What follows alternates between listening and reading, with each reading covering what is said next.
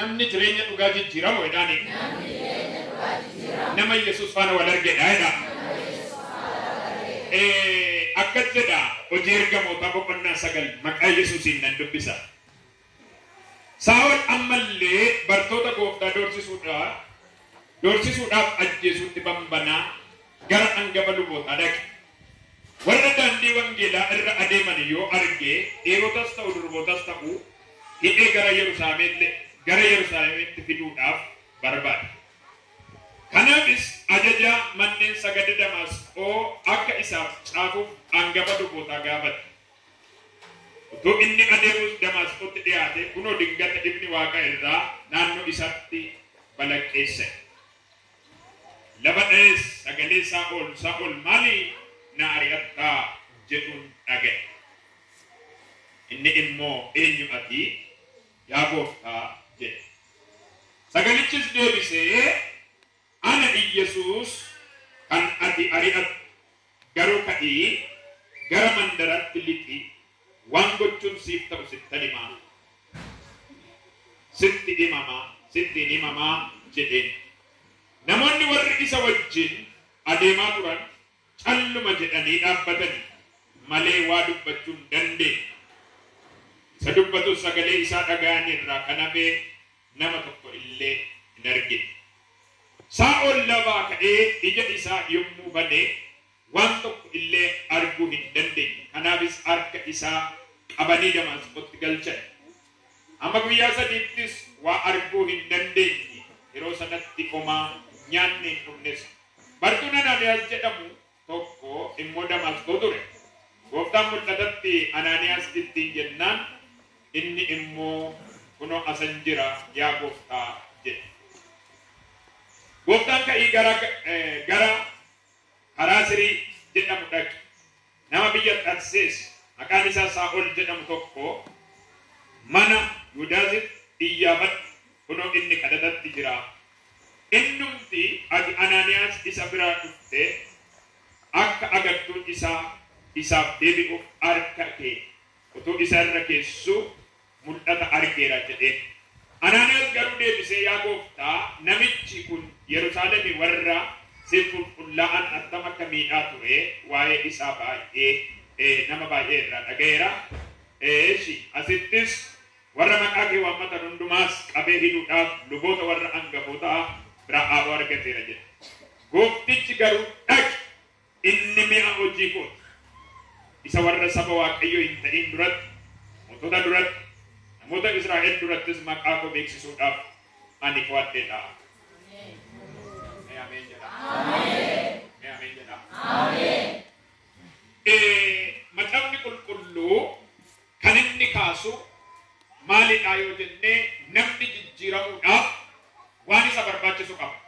Sirriitti na dhagaa daddafee deemuun ayyaana. Jijjiirama namni lafa kanarra jiraatee jijjiirama jibbuun jiru. Mallawat የሚጠላ ሰው የለም። jijjiiramu kan jibbu namni tasuma hin jiru. Jijjiiramu namaas Waaqayyo hin jibbu. Namaaf Waaqayyo iddoo guddaa qaba. Uumama jiru hundumaa keessaa Waaqni kan iddoo guddaa qabuuf akka inni jijjiiramu halkanii guyyaatti Waaqni kan jaallatu namadha. Nama jechuun idduma kaleessa jiru sana akka ta'u Waaqayyoon barbaada. Namoonni tokko garuu jijjiiramuu caalaa idduma kaleessa jiran sana taa'uu kan barbaadu namadha malee Waaqni jalqabumaa kaasee nama akka inni jijjiiramuu fi waan jijjiirame akka inni argu ajandaa fi kaayyoo Waaqayyoo. Kan Saa'olitti otoo hin galiin macaafni qulqulluu maal kaasa hoo jettanii seera uumamaa boqonnaa 2 dhaqxanii gaafa ilaaltan Waaqayyo Addaamiin iddoo ulfinaa kaa'e. Addaam jechuun nama jijjiirame ture. Addaam jechuun nama ulfina Waaqayyo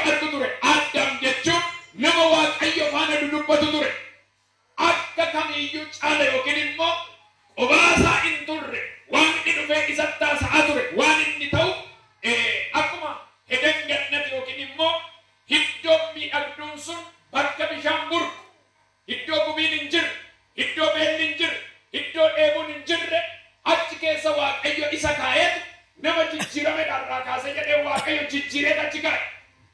Namni si'uma jalqabaa dhoqqee kanarraa waaqni bukeessee walitti qabee dhoqqee tolchee hafuurri inni itti godhe kun hafuura namni akka jijjiiramu godhudha malee hafuura namni akka hin jijjiiramne godhu miti. Waan tokko isinitti maanar seexanni inni har'aa waldaa kiristaanaa jeequyyuu inni biyya jeequyyuu inni dhaloota jeequyyuu iddoo ulfinaa ture. Nagama ergamoota keessaa baay'ee kan miidhagu iddoo kan qabudha nama caalu garuu jijjiirama caala hin jijjiiramu jedhee waan dideef seexanni hin barbaadu. Jijjiiramni naan ta'u ani waan jijjiiramaa hin barbaadu gaafa jedhu gad darbatan. Har'as macaafni qulqulluu kan inni kaasu namni jalqabumaa kaasee iddoo ofii isaatii jijjiiramee gawwaan hin jirree namni waaqayyotti of kenna. Namni jijjiiramu nama akkamiiti? Inni guddaan ijoon nama waaqayyo faana walii galudha yeroo hundumaa. Nama waaqayyoon dhaggeeffatudha yeroo hundumaa. Maallaan jettaa? Karaa kam na geggeessitaa? Akkamitti na baastaa? Akkamitti na galchitaa? Waa'een koo ana harkan jiru dhaloota jedhudha waan jijjiiruu kan barbaadu. Sirriitu baddaa. Jalqabuma gaa nama jijjiireetu waaqayyo kanarraa nyaadha, kanarraa nyaatina, kanarraa gaafa nyaattan isin hin duutu, kanarraa immoo yoo nyaattan jireenya kennaa. Kanaafuu waan laman sinii kennaa jedhee waaqayyo. Kanarraa hin nyaatin hin duutu, kanarraa immoo yoo nyaattan muka jireenyaati jedhaa jedheeti Yesuus waaqayyo hadda baasee namaa kenna. Namni jijjiiramuudhaaf inni jalqabaa maalidha? Isa waaqayyo isaan jedhu dhaga'uudha. Nagama namni jijjiiramuu barbaadu dhukkuba isaa caala, hormaata keessa jiru caala, lubbuu isaatiif isa baruu kan ilaalu waan waaqni isaan jedhu dhaga'uudha. Waaqayyo addaamiin akkas jedhe kanarraa nyaadhu hin jiraattaa, kanarraa immoo yoo nyaattu hin duutaa. Jennaan tolee Adam kun waanuma jijjiirame fakkaateetu tolee dheeliqimse. Tokko tokko waldaa keessa ta'u waggaa 20 jijjiiramanii nu fakkaatu dheedhiidha. Maalan jedhe Amaariffaa immoo 20 ዓመት ቤተክርስቲያን ውስጥ ቁጭ እያሉ ቀሬናቸው ገና እለ ደገፈታ tokko tokko immoo har'a dhufanii mana waaqayyo har'uma laaluudhaa dhufanii har'uma keessi isaanii bilchaata. Si argatu ofirra akkasi. Arga kaasi si argatu ofirra akkasi jedha. Afurri dabeeti jijjiiru si argatu ofirri waaqaa. Mena. Dhaloonni hin jijjiiramne waldumotoo ta'anii waan hundumaatitti bareeda dhaloota hin jijjiiramne. Dhaloonni jijjiirame garuu hin beeku. Akkatti bahee galu beeka, akkatti hojjetamee galu beeka, akkatti waaqeffatu beeka, adeemsa isaa beeka, dubbii isaa beeka, ilaalcha isaa beeka. Dhaloonni akkamitti dhaloonni jijjiirame. Haa ta'u malee waaqni waan gaarii isinii jaallata isinii jedhera. Adda qobaa isaa jiraachuun hin ta'uuf jedheetu waaqni karoora baaseef. Warri jijjiirame oonaan jettan warra jijjiirameef karoora kan baasu leenca Yihudaati. Harka kaas. Nama jijjiirameef jedha. Karoora kan baasu jedha. Leenca Yihudaati jedha sirriitti. Ameen. Biyya jijjiiramteef karoora kan baasu waaqadha. Mootota jijjiiramaniif karoora kan baasu waaqadha. Dhaloota jijjiirameef karoora kan baasu waaqadha. Warri waan isaan jijjiire ofii isaanii waa'ee isaanii rakkatan biyya. Tokko warri mataa dhukkubsatan hama ergaa guddaan sinitti himan. Karoora keessa kan hojjetu waaqadha. Ameen. Hallelujah. Warri jijjiiraman dubbii isaanii tokkotu dhageessisa. Talawwata isaa anni የሚናገር ቃል ዋጋ አለው። obboleessi namni jijjiirame hin ulfaatu iddoo jirutti. Kabaja qaba iddoo jirutti. Talawwata isaa ni kabbara. Namni jijjiirame maal ta'an jedhe hin kabajamu. Ollaa keessatti biyya keessatti tokko namni salphatee, nambatee, nan caccabe, maalan ta'e kan jettan hin jijjiiramne dhaloonni akkasii. dhaloonni jijjiirame garuu hin dubbata waan nama ofirraa dhaaba. Hin dubbata waan nama ofirraa diigaa. Waaqayyo Addaamiif waan immoo Addaamii meeqa baasa ta'uun hin ta'uuf jedhee haa ta'u Heewaan kenne badarran yeroo garaagaraa dhageessu. Itti kennee fi booddee jarri gubbaan isaanii waan jijjiirame fakkaatu. Keessa isaaniitti garuu waa hafeera. Nagama. Keessa isaaniitti waa hafeera. Dhufee seexanni boobni dhufee turedha. Maaluma waan isiniin jedhee mee natti maa jedhee? Namni hin jijjiiramneedhaan nama simbiraati. Sirriitti maa namni hin jijjiiramneedhaan icciitii Waaqayyo baasee odeesseedhaan namni jijjiirame garuu edhaan icciitii Waaqayyo eegeedhaan. Ameen. Mee amma sirriitti barsiisa kana keessatti waan sin hubattan namni jijjiirame buna keessa taa'ee Waaqa namatu. Nagama. Namni jijjiirame maabara hormootaa keessa taa'ee Waaqa namatu. Waldaan jedhu waldaa Waaqa waldaan isaa irran darba. Namni jijjiirame qomoo isaa gidduu taa'ee warra namanna gidduu taa'ee warra dukkanaan marfame keessa taa'ee Waaqa namatu. Namoonni tokko kan fayyan Waaqaanii Waaqan isaan fayyise naanna'anii immoo Waaqa amatu. Kuni amaluma Israa'elotaa achi dhufedha. Meerre Waaqni kun maalluu godhee gochaafii jira. Meerre Waaqni maallutti uwwisee uffachaa jiru. Meerre Waaqni maalluu laatee nyaachaa jiru. Mee Waaqni maalluu obaasee kattaa keessa bishaan baasee obaase. Garuu hin jijjiiramne waan ta'eef isuma duubaa yaadu. Keessa baaniiru. Hidhaa keessa baaniiru. Mormii keessa baaniiru. Bittaa garbummaa keessa. Garuu har'as dhaloonni hin jijjiiramne eessa yaadu? Isa keessa bahee dhufe sana. Tokko hin jijjiiramne waan ta'eef waldaa ta'a. Faarfannaa jibbisiisee sirba yaachisa. Nagama. Birraa barannaa natti fakkaata intalli tokko seexanni asii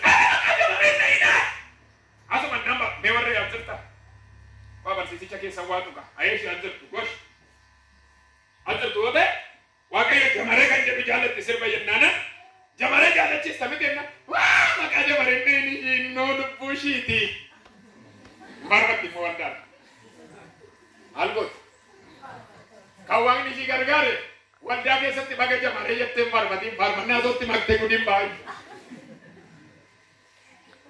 Argitanii iddoo ta'e sa'aatii meeqaaf seexanni halkan jamaree jechisiisa guyyaa jamaree jechisiisa.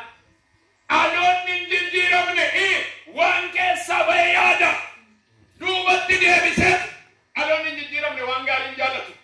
Tokko waldaa keessatti miqqanyaa cimaa kan seexanni godhee dibee kaasu waan gaarii hin jaallachiisu. Nan dhagaamaa? Dhagooftaa nama mallatti. Nan dhagaamaa jedhe. Dhaloonni hin jijjiiramne waldaa ta'a. Barsiisnis hin ta'uuf, lallabnis hin ta'uuf, namni fayyees hin ta'uuf, faarfatamees hin ta'uuf, dinqiin ta'ees hin ta'u. Tokko maalii dinqii malee homtuu hin jiru. Dinqiin ati gochuu danda'u maaltu jira? Si biraa maaltu ta'a? Dhaloonni hin jijjiiramne Waaqa gadi ba'a. Waldichi illee hin nachiisun illee bareeda. Garuu ያልተለወጠ ትውልድ ሁል ጊዜ የማይሆን ቦታ ያስባል። tokko waldaa teessu miti waldaa teessanii gabaa qidame yaachisa. Nagaamaa nama sin bukkee gaafadhame nagaadhaan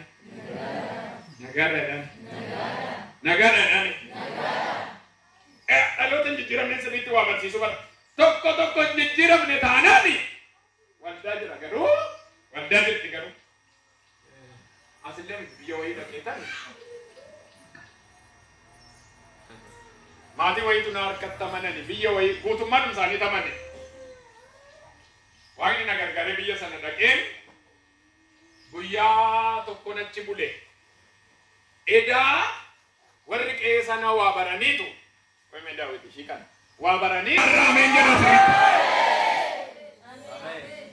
Ameen. Tokko ani amma kaasee sinitti dubbadhe tokko farsoo gaafin jaalachiisu dhiiga sin hoqqisiisee sin dhiisise tokko araqee dhiiga hoqqisiisee dhiisise hirmiitti bakkeesse har'a yoo buqqisu abura kana biyya kanarra.